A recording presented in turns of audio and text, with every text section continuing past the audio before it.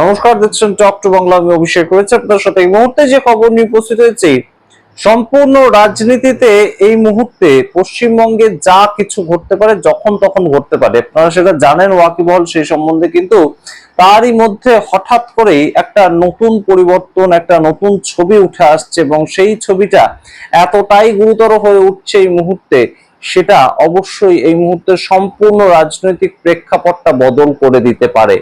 তার কারণ আপনারা জানেন, তৃণমূল কংগ্রেস তারা সম্পূর্ণভাবে ভেঙে টুকরো টুকরো হয়ে গিয়েছে। আপনাদের সে খবর দেখিয়েছি, ঋতব্রত বন্দ্যোপাধ্যায় রাজ্যের নতুন বিরোধী দল নেতা, সেটাও আমরা দেখতে পেয়েছি। কিন্তু তারই মধ্যে হঠাৎ করে নতুন খবর উঠে এলো হুমায়ুন কবির, যে হুমায়ুন কবির কিনা বিজেপির বি টিম বলে বিভিন্ন সময় আমরা একদম রাজনৈতিক বিশ্লেষকদের মুখ থেকে শুনতে পেয়েছি, বিভিন্ন বিরোধীদের মুখ থেকে শুনতে পেয়েছি, সেই হুমায়ুন কবির ভোটে জিতলেন তো বটে দুটো সিট থেকে। অর্থাৎ তার যে আম জনতা উন্নয়ন পার্টি, সেই আম জনতা উন্নয়ন পার্টির তরফ থেকে রেজিনগর এবং নওদা এই দুটো সিটে তিনি জিতেছেন এবং এখনো পর্যন্ত সেই দুটো সিটেই তিনি বিধায়ক। কিন্তু তিনি বলছেন যে মমতা বন্দ্যোপাধ্যায়ের এই মুহূর্তে পশ্চিমবঙ্গ বিধানসভায় যাওয়াটা অত্যন্ত জরুরি এবং রেজিনগর থেকে মমতা বন্দ্যোপাধ্যায় যদি চান তাহলে লড়াই করতে পারেন এবং আমি আমার সিট ছেড়ে দেব। এবং শুধু তাই নয়, আমি সিওরিটি দেব যে মমতা বন্দ্যোপাধ্যায় জিতবেন রেজিনগর থেকে। অত্যন্ত গুরুত্বপূর্ণ একটা অফার। এবং শুধু তাই নয়, হুমায়ুন কবির এই মুহূর্তে যেভাবে সম্পূর্ণ বিষয়টাকে বিশ্লেষণ করছেন, অবশ্যই মনে হয় কিন্তু এই মুহূর্তে দাঁড়িয়ে হুমায়ুন কবির একজন রাজনৈতিক নেতা নয়, শুধু একজন রাজনৈতিক অ্যানালিস্টের জায়গা থেকে সম্পূর্ণ ছবিটা দেখছেন।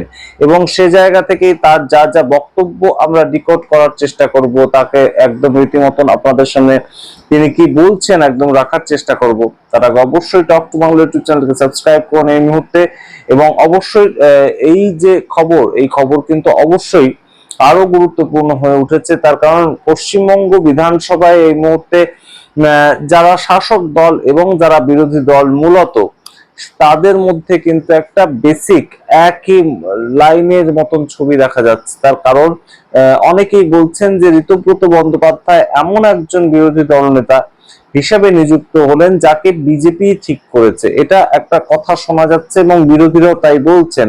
কিন্তু সেই ক্ষেত্রে একদম সরাসরি যে বক্তব্যটা উঠে আসছে যে যারা যারা ঋতব্রত বন্দ্যোপাধ্যায়ের সঙ্গে গেছেন তাদের পেছনে কোনো না কোনো কেস রয়েছে, কোনো না কোনো থ্রেট রয়েছে এবং সেই জায়গায় তারা মমতা বন্দ্যোপাধ্যায়কে অনায়াসে ছেড়ে দিয়েছেন নিজেদেরকে বাঁচানোর জন্য। কিন্তু সেই ছবিটা সম্পূর্ণ কি ঘুরে যেতে পারে? অর্থাৎ মমতা বন্দ্যোপাধ্যায় নিজের দল রক্ষা শেষ পর্যন্ত কি এভাবে করতে পারেন? নিজে একদম সরাসরি বিধানসভায় চলে গেলেন এবং তার বিনিময়ে তিনি তার দল রক্ষা করলেন। তার কারণ একটা গুরুত্বপূর্ণ জায়গা রয়েছে যে ঋতব্রত বন্দ্যোপাধ্যায়রা আলাদা একটা ব্লক খুলেছেন বটে, একটা আলাদা দল তৈরি করেছেন বটে, কিন্তু এখনো পর্যন্ত তারা বলছেন যে আমরা মমতা বন্দ্যোপাধ্যায়কে আমাদের প্রধান উপদেষ্টা হিসেবে চাইছি। সেটা যেমন একটা জায়গা যে মমতা বন্দ্যোপাধ্যায়কে ইগনোর তারাও করতে পারছেন না। অন্যদিকে একদম হুমায়ুন কবির বেসুর এই মুহূর্তে বলা যেতে পারে, কিংবা অন্য ধরনের সুরে গাইছেন। তার কারণ তিনি বলছেন রেজিনগর এখনো পর্যন্ত মুর্শিদাবাদের রাজনীতিতে হুমায়ুন কবির শেষ কথা, অধীর রঞ্জন চৌধুরী আর সেখানকার শেষ কথা নয়। এবং আমি যখন দায়িত্ব নিচ্ছি রেজিনগর থেকে মমতা বন্দ্যোপাধ্যায়কে জিতিয়ে আনবো, তখন উনি যদি দাঁড়ান আমি সেখানে অবশ্যই আমার সিট ছেড়ে দেব। একদম গুরু দক্ষিণা দেওয়ার কথা বলছেন হুমায়ুন কবির, যে হুমায়ুন কবিরকে নিয়ে আমরা দেখতে পেয়েছিলাম একদম ভোটের ঠিক আগে আগেই তৃণমূল কংগ্রেস এটাকে নিয়ে জলঘোলা করেছিল যে তারা বিজেপির থেকে টাকা নিয়েছে, জনতা উন্নয়ন পার্টি সম্পূর্ণ যে একটা খোলা হলো, সম্পূর্ণটা বিজেপির থেকে টাকা নিয়ে তিনি ভোটে লড়াই করছেন এবং হুমায়ুন কবির সম্পূর্ণভাবে ধসে যাবেন। তিনি শুধুমাত্র কিছু সংখ্যালঘু ভোট কেটে বিজেপিকে সুবিধা করে দিতে চাইছেন মাত্র, এটাই তার এজেন্ডা। এরকম বিভিন্ন ধরনের কথা উঠেছিল। কিন্তু এখন এই মুহূর্তে হুমায়ুন কবির কিন্তু বলছেন যে বিজেপি বিরোধী লড়াইয়ের ক্ষেত্রে মমতা বন্দ্যোপাধ্যায়কে বিধানসভায় দরকার। অর্থাৎ কোথাও গিয়ে একটা বৃহত্তর প্রেক্ষিত তৈরি হয়েছে এবং মমতা বন্দ্যোপাধ্যায় তিনি কি এই মুহূর্তে সরাসরি কোথাও হুমায়ুন কবিরের সঙ্গে যুক্ত হয়েছেন, অর্থাৎ কোথাও কি একটা যোগসূত্র তৈরি হয়েছে, তার বিনিময়ে কি এই মুহূর্তে হুমায়ুন কবির এই ধরনের কথা বলছেন? এই কথাগুলো কিন্তু গুরুত্বপূর্ণ। তার কারণ হুমায়ুন কবির বিভিন্ন সময় বিভিন্ন রাজনীতি করে এসেছেন বটে, কিন্তু তিনি রাজনৈতিক একজন মানুষ। তার ছোট থেকে তিনি রাজনীতি করেছেন। অধীর চৌধুরী একসময় ছায়া সঙ্গী ছিলেন, কিন্তু তার পরবর্তীতে তিনি একদম 2011 সালের পরবর্তী সময় দল ছেড়ে চলে যান।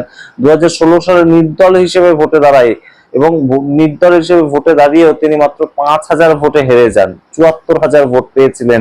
তার পরবর্তীতে তিনি আবারও কংগ্রেস থেকে দাঁড়ান। তার পরবর্তীতে তিনি তৃণমূল থেকে দাঁড়ান, বিজেপিতে জয়েন করেন 2019 সালে। হালে পানি না পেয়ে আবারও ফিরে আসেন এবং ভগৎপুর থেকে 2021 থেকে 26 পর্যন্ত তৃণমূল কংগ্রেসের হয়ে তিনি এমএলএ ছিলেন। কিন্তু সেই হুমায়ুন কবির যখন বলেন যে সম্পূর্ণভাবে আমি আমার কথার জন্যে তৃণমূল কংগ্রেসের বিরুদ্ধাচরণ করেছিলাম, কারণ আমি অভিষেক বন্দ্যোপাধ্যায়ের বিরুদ্ধাচরণ করেছিলাম। অভিষেক বন্দ্যোপাধ্যায়ের বিভিন্ন মানুষজন গিয়ে তারা ছোট ছোট বাচ্চা বাচ্চা ছেলে মেয়ে আইপ্যাকের হয়ে গিয়ে টাকা তুলছিল, টাকার বিনিময়ে সিট দেয়া হচ্ছিল তৃণমূল কংগ্রেসের, সেটার প্রতিবাদ করেছিলাম বলে আমাকে একদম দল থেকে বসিয়ে দেওয়া হলো, আমার সিকিউরিটি উইথড্র করে নেওয়া হলো। এই জন্য আমি সরাসরি দল ছেড়ে চলে এসে একটা নতুন দল তৈরি করেছিলাম। তো তখন এই মুহূর্তে কিন্তু অবশ্যই একটা প্রেক্ষিত তৈরি হয় যে মমতা বন্দ্যোপাধ্যায় তার সঙ্গে হয়তো এই মুহূর্তে কোথাও আবার একটা যোগসূত্র স্থাপন হয়েছে হুমায়ুন কবিরের।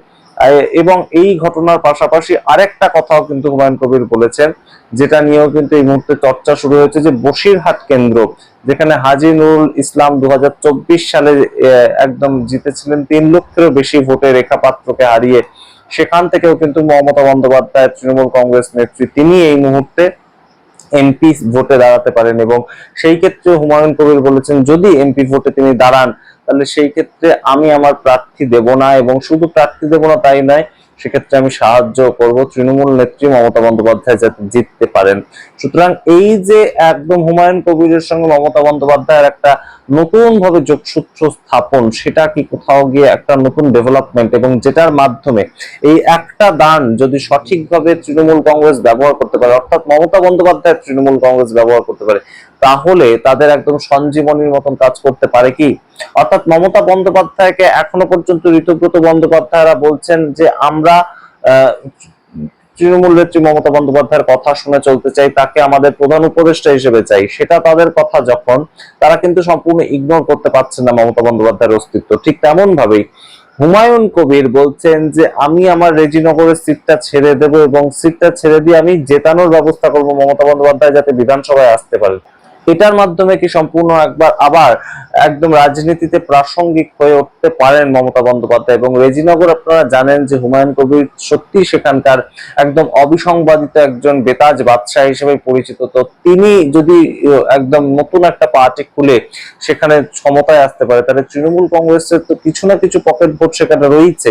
এবং অবশ্যই যে কথাটা হুমায়ুন কবির বারংবার বলছেন যে মমতা বন্দ্যোপাধ্যায়ের রাজনৈতিক কেরিয়ার, সেটাকে অস্বীকার করার জায়গা নেই, এবং আমি তার কাছ থেকে যা পেয়েছি সেটা গুরু দক্ষিণা হিসেবে আমি দিতে রাজি আছি। তো এই যে সুযোগটা, সেটা কি মমতা বন্দ্যোপাধ্যায় নিজেই একটা প্রেক্ষিত তৈরি করেছেন, তাই জন্য হুমায়ুন কবির এই সমস্ত বলছেন? অর্থাৎ কোথাও কি একটা যোগসূত্র তৈরি হয়েছে, নাকি হুমায়ুন কবির একদম হাওয়া থেকেই সম্পূর্ণ নিজের থেকে অফার দিচ্ছেন এই ধরনের একজন প্রাক্তন মুখ্যমন্ত্রী, তার দলের প্রাক্তন সভানেত্রী, তাকে এই ধরনের অফার দিচ্ছেন? এবং তৃণমূল কংগ্রেস নেত্রী মমতা বন্দ্যোপাধ্যায় যেভাবে এই মুহূর্তে ধসের মুখে দাঁড়িয়ে রয়েছেন, তিনি কি এই সুযোগটা একবার নিয়ে শেষ চেষ্টা করবেন বাঁচানোর?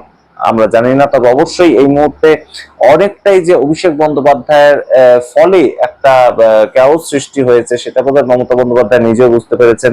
তাই তাকে অবিসংবাদিত ভাবে একদম অল ইন্ডিয়া জেনারেল সেক্রেটারি সেই পদে রাখার আর কিন্তু এই মুহূর্তে যে জায়গাটা, সেটা কিন্তু তিনি আর রাখেননি। তার সঙ্গে দোলা সেন এবং ডেরেক ওব্রায়ান এবং অভিষেক বন্দ্যোপাধ্যায়, তিনজনকে অল ইন্ডিয়া জেনারেল সেক্রেটারি বানিয়ে দিয়েছে তৃণমূল কংগ্রেস।